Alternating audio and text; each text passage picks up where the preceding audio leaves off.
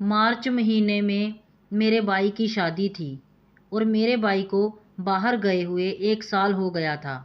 मेरी शादी होने को अभी 6 महीने थे कि मेरी भाभी और मम्मी ने शादी की खरीदारी करनी शुरू कर दी थी। भाई के घर में ना होने के कारण मैं भाभी के साथ उसके कमरे में सो जाती थी। भाभी के कमरे में 2 अलमारियां थी, एक बड़ी और एक छोटी। बड़ी अलमारी कपड़ों से और मेकअप के सामान से भरी हुई थी और छोटी अलमारी हमेशा बंद रहती थी। मैं जब भी भाभी से पूछती कि इसमें क्या है तो वह कहती कि कुछ ज़रूरी कागजात और गहने हैं। रात को हम दोनों बहुत सारी बातें करते और कभी कभी भाई का फ़ोन आ जाता तो भाभी उठकर दूसरे कमरे में चली जाती और वह कई घंटों तक बातें करते रहते। इधर मैं भी अपने मंगेतर राजवीर के साथ बात करने लग जाती। इस तरह करते करते 4 महीने बीत गए और बाई के आने को 1 महीना रह गया था। एक दिन रात को 2 बजे मेरी आंख खुली तो मैंने देखा कि भाभी कमरे में नहीं थी। मैंने सोचा कि बाई का फ़ोन आया होगा, पर फ़ोन तो बेड पर ही पड़ा हुआ था। मैंने बाहर निकल कर देखा तो भाभी बाथरूम में उल्टियाँ कर रही थी। मैंने पूछा कि क्या हुआ भाभी? भाभी ने कहा कुछ नहीं, वो कल शहर में कुछ उल्टा सीधा खाने के कारण पेट खराब हो गया, जिस कारण उल्टी आ रही है। अब दवाई ली है तो कुछ आराम लग रहा है। अगले दिन भाभी अकेले ही शहर को चले गए, मम्मी को भी साथ लेकर नहीं गए। मैं भाभी के कमरे में सोती थी, इसलिए भाभी कमरे को लॉक नहीं करते थे। काम करके मैं कमरे में चली गई और मेरा छोटी अलमारी खोलकर देखने को मन कर रहा था, पर भाभी ने चाबियों को छुपाकर रखा था। मैंने इधर उधर हर तरफ चाबियां ढूंढने की कोशिश की तो दूसरी अलमारी में कपड़ों के नीचे मुझे चाबियां मिल गईं। मैंने खोलकर देखा तो उसमें गहने और कुछ कागज़ पड़े हुए थे और साथ में ही कुछ दवाइयाँ थी जिनकी मैंने फ़ोन में फ़ोटो खींच ली थी और अलमारी बंद करके चाबियों का वहीं पर गुच्छा रख दिया। उन दवाइयों में कुछ के बारे में तो मुझे पता था। 3 साल पहले जब मैं कॉलेज में थी तो मुझसे गलती हो गई थी और मैं प्रेग्नेंट हो गई, तो मेरे बॉयफ्रेंड ने मेरा साथ देने की बजाय मुझे छोड़ दिया था। फिर मैंने भाभी को सब कुछ बता दिया था। भाभी ने मेरा बहुत साथ दिया और उन्होंने मुझे कुछ ऐसी दवाइयाँ लेकर दी थी जिनके कारण मैं ठीक हो गई थी। इस बात को 3 साल हो गए थे, पर भाभी ने आज तक घर में किसी दूसरे को इस गलती के बारे में नहीं बताया। फिर मैंने गूगल पर सर्च करके दवाइयों को देखा तो पता चला कि ये तो अबॉर्शन की दवाइयाँ हैं। फिर मैंने डस्टबिन चेक किया तो उसमें कुछ मुझे दवाइयों के खाली रैपर भी मिले, तो मैं परेशान हो गई और भाभी के बारे में गलत सोचने लग पड़ी कि कहीं भाभी प्रेग्नेंट तो नहीं। मुझे तो बिल्कुल यकीन नहीं हो रहा था कि भाई को बाहर गए 1.5 साल हो गया है और इस समय के दौरान भाभी अपने मायके में भी नहीं गई है। घर में मेरे छोटे भाई के अलावा और कोई भी आदमी नहीं है और मेरा भाई अभी 15 साल का है। शाम तक भाभी शहर से सामान लेकर वापस आई तो वह बड़ी थकी हुई लग रही थी।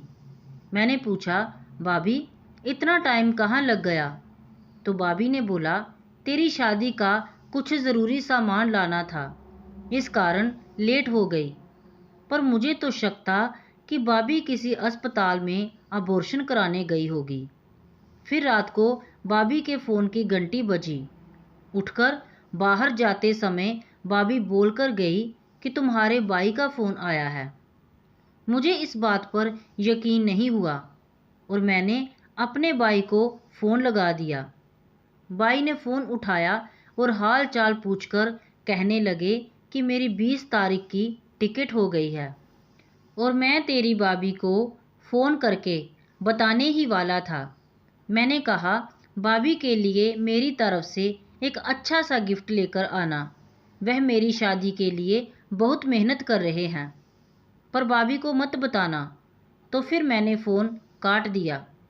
मुझे भाभी पर यकीन नहीं हो रहा था। मैं पूरा सच जानना चाहती थी।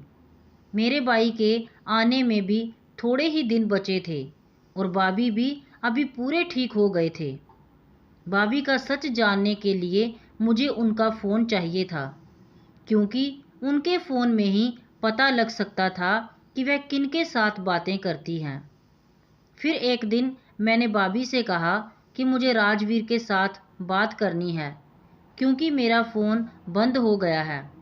आप मुझे अपना फ़ोन 10 मिनट के लिए दे सकते हैं? मुझे पता था कि भाभी कोई बहाना ज़रूर बनाएंगे, और वैसा ही हुआ।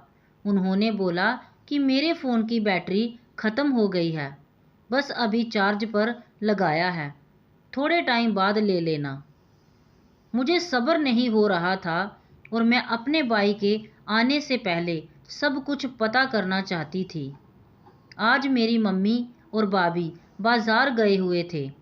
फिर मैंने छोटी अलमारी खोलकर उसको अच्छी तरह से देखने की कोशिश की, तो फाइलों के नीचे एक फ़ोटो पड़ी थी, जिसको देखकर मेरे तो होश ही उड़ गए। यह मेरे मंगेतर राजवीर और भाभी की फ़ोटो थी। यह देखकर मैं हैरान रह गई कि मेरे भाई के साथ इतना बड़ा धोखा हो रहा है, और मेरे साथ भी। जिस लड़के के साथ मेरी शादी होने वाली है, वह मेरी भाभी का आशिक है, और भाभी रात को उसके साथ ही बातें करती है। ये सब सोचकर मेरे तो होश ठिकाने पर ही नहीं रहे। मुझे लगा कि घर में इन बातों को सबको बता देना चाहिए कि मेरी ज़िंदगी बर्बाद होने से बच जाए और मेरे भाई को भी इससे छुटकारा मिल जाए। फिर मैंने उस फ़ोटो की फ़ोटो अपने फ़ोन में खींच ली और अलमारी बंद कर दी, और सोचा कि भाई को फ़ोटो सेंड कर देती हूँ। पर फिर रुक गई कि उसके आने के बाद ही सबके सामने बैठकर ही बात करेंगे। मुझसे ये बर्दाश्त नहीं हो रहा था कि मेरा रिश्ता भाभी ने ही करवाया था, अपनी किसी दूर की रिश्तेदारी में। राजवीर भाभी का बॉयफ्रेंड था, जिसके साथ भाभी की शादी नहीं हो पाई थी, और अपने इस अफेयर को कायम रखने के लिए मेरा रिश्ता करवा दिया कि किसी को शक ना हो। मैं अब किसी भी तरह राजवीर जैसे धोखेबाज के साथ बात नहीं कर सकती थी, और मैंने अपना फ़ोन बंद कर दिया। भाभी जब शाम को बाज़ार से वापस आई तो कहने लगी, देख तेरे लिए नया सूट लेकर आई हूँ, तुझे पसंद है? मैं बिना कोई जवाब दिए गुस्से में उठकर किचन में चली गई। भाभी भी मेरे पीछे आ गई और बोली कि तेरा फ़ोन बंद क्यों था? राजवीर मुझे फ़ोन कर कह रहा था। मैं तो गुस्से पर काबू ना रख पाई और मैंने अपना फ़ोन ऑन करके अलमारी वाली फ़ोटो भाभी के सामने कर दी और कहा कि कल भाई को आने दो, फिर तुम दोनों की जो आशिकी का बांडा है वह सबके सामने खोलूँगी। किसी के आगे मुंह दिखाने के लायक नहीं रहोगे। ये सुनकर भाभी का रंग उड़ गया और मैं वापस अपने कमरे में चली गई। पीछे ही भाभी भी आ गई और बोली, एक मिनट मेरी बात तो सुन ले, ये पूरा सच नहीं है, उसके बाद जो मर्जी आए कर लेना। राजवीर और मैं बचपन के दोस्त हैं और इकट्ठे स्कूल में पढ़ते थे। हम एक दूसरे को पसंद भी करते थे, पर हमारी शादी नहीं हो सकी। मेरी शादी तुम्हारे भाई के साथ हो गई। उसके बाद मैंने और राजवीर ने एक दूसरे से कभी बात नहीं की। 1 साल पहले ही मुझे अचानक बाजार में राजवीर मिला तो पता लगा कि उसकी शादी नहीं हुई है और उसकी शादी के लिए कोई अच्छी लड़की नहीं मिल रही। तो मैंने उसके साथ तुम्हारी शादी के लिए बात की तो उनका परिवार इस रिश्ते के लिए मान गया। ये सुनकर मेरा गुस्सा शांत नहीं हुआ और मैंने कहा, मेरा रिश्ता आपने इसलिए करवाया था कि तुम दोनों की आशिकी का पता किसी को ना चले। आप लोगों को तो मेरी शादी तक भी नहीं रुका गया, पहले ही प्रेग्नेंट हो गई। अलमारी में मुझे अबॉर्शन वाली दवाई भी मिली। मेरे फ़ोन में उसकी फ़ोटो भी है, देखो। भाभी बोली, तू किस तरह की बकवास कर रही है? ये दवाई 3 साल पुरानी है, डेट तो चेक कर लेती। मैंने अलमारी में छुपा कर रखी थी ताकि जो दोबारा ज़रूरत पड़े तो मुझे बाहर ना जाना पड़े। मैंने डेट जूम करके देखी तो पता चला कि ये सच है, वह मेरी ही पुरानी दवाई थी। मैंने कहा, उस दिन तुम उल्टियाँ कर रही थी और बाहर दवाइयों के खाली रैपर भी मिले थे। तो भाभी बोली कि वह पेट दर्द की दवाई थी, जो रैपर था उसको चेक कर लेती तो सच्ची पेट दर्द की दवाई का पता चल जाता। मैं थोड़ी शर्म महसूस कर रही थी। फिर मैंने उनकी और राजवीर की फ़ोटो के बारे में पूछा तो बोली कि वह मेरी और राजवीर की फ़ोटो है। जब कॉलेज के आखिरी दिन हम अलग हुए थे और तुम्हारे रिश्ते के टाइम मैं तुम्हारे भाई को यही वाली राजवीर की फ़ोटो दिखाई थी और अपनी शादी से पहले ही तुम्हारे भाई को राजवीर के बारे में सब कुछ बता दिया था। राजवीर बहुत अच्छा लड़का है और मेरी शादी के बाद उसने मुझे कभी भी मिलने की कोशिश नहीं की और वह मुझे सिर्फ अपनी अब एक अच्छी दोस्त ही समझता है। मेरा एक आखिरी सवाल बाकी था कि उस दिन तुम मेरे भाई के साथ बात नहीं कर रही थी। जब मैंने उनको फ़ोन किया तो उन्होंने 1 मिनट में उठा लिया था। ये सुनकर भाभी हंसने लग पड़ी और बोली, मैं तेरे भाई के साथ ही बात कर रही थी। जब तूने फ़ोन किया था तो मैं चुप कर गई थी। जब तुम उनको मेरे लिए गिफ्ट लेकर आने के लिए कह रही थी तो मैं उस वक्त लाइन पर ही थी। अगर यकीन नहीं है तो अपने भाई से फ़ोन करके पूछ लो। ये सब सुनकर मैं बहुत शर्मिंदगी महसूस कर रही थी और भाभी के साथ भी नज़रें नहीं मिला पा रही थी। मैंने उनके बारे में कितना गलत सोचा। मुझे अपनी गलती का एहसास हो गया था। मैंने अपनी भाभी से माफ़ी मांगी और भाभी ने मुझे अपने गले से लगा लिया और बोली, राजवीर के साथ बात कर लो, वह परेशान हो रहा होगा।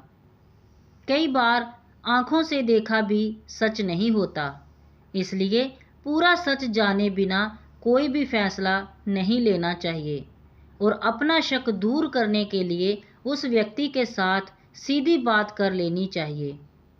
दोस्तों, आपको ये कहानी कैसी लगी कमेंट बॉक्स में ज़रूर बताएं। कहानी को लाइक शेयर और अगर चैनल पर नए हैं तो सब्सक्राइब करना ना भूलें। धन्यवाद।